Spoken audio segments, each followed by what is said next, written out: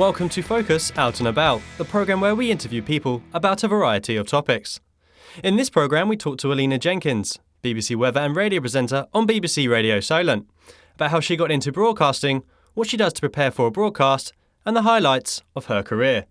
Well, a bit of a long story, but I trained initially as a dancer, went to Lane Theatre Arts in Epsom. My flatmate was Victoria Beckham. She's obviously gone on to great and higher things. And I worked as a dancer for 9 months, and I became an actress. And through that, I was doing some little voiceovers with a friend. Then I joined, was a volunteer for Southampton Hospital Radio, did that for a year, sent my tape off to the BBC. They were doing BBC Talent Scheme, and they picked me up. So it was a very unconventional route. I don't know if that route exists anymore, but it was probably a case of just right place, right time. Depends on what I'm doing. If I'm presenting weather, there's a lot of preparation that goes into that. So I'll be speaking to the Met Office, make sure I've got all the details and all the forecast. I then will have to put my forecast together in terms of graphics. There's no auto cue when you're being a weather presenter, so I have to know exactly what I'm saying. Also, you have to speak to time. So you've always got somebody talking in your ear, so it's a little bit tricky. Obviously, you have no auto cue, so making sure that you're saying everything factually correct. And then, conversely, if I'm doing something like today, if I'm doing a corporate script or a voiceover, I'll always make sure that I've read the script before, make sure I've got a good understanding of what the project is about. So anything that I'm doing, it's all about the preparation. Well, again, with weather, there's no script, so I'm just talking. With a voiceover, it's really important and also important to read it aloud, because sometimes when you just read a script in your head, it's actually very different to how it may come out. My aim, whatever I'm doing, is to try and make it as conversational and engaging as I can. Love it. It's a great company. As I say, I've been there since 2001. They always want to help you develop and to go further. So it's never a case of, well, this is your job. It's, where might you want to go on next? Always learning new skills.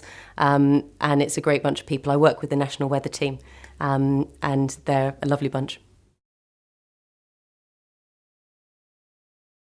I am, and again, when I first joined the BBC, I was so excited just to be presenting the travel news.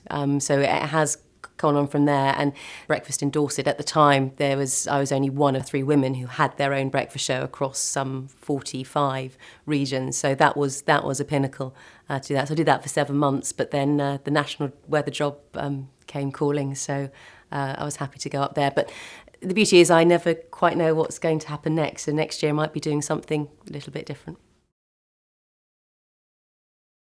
Some lovely ones, some mad ones. Perhaps one of the highlights is I did present the weather on a roller coaster at Paultons Park, presented the weather on a narrow boat. They did ask me if I do the weather abseiling down the Spinnaker Tower, but I'm not very good with height, so I said no.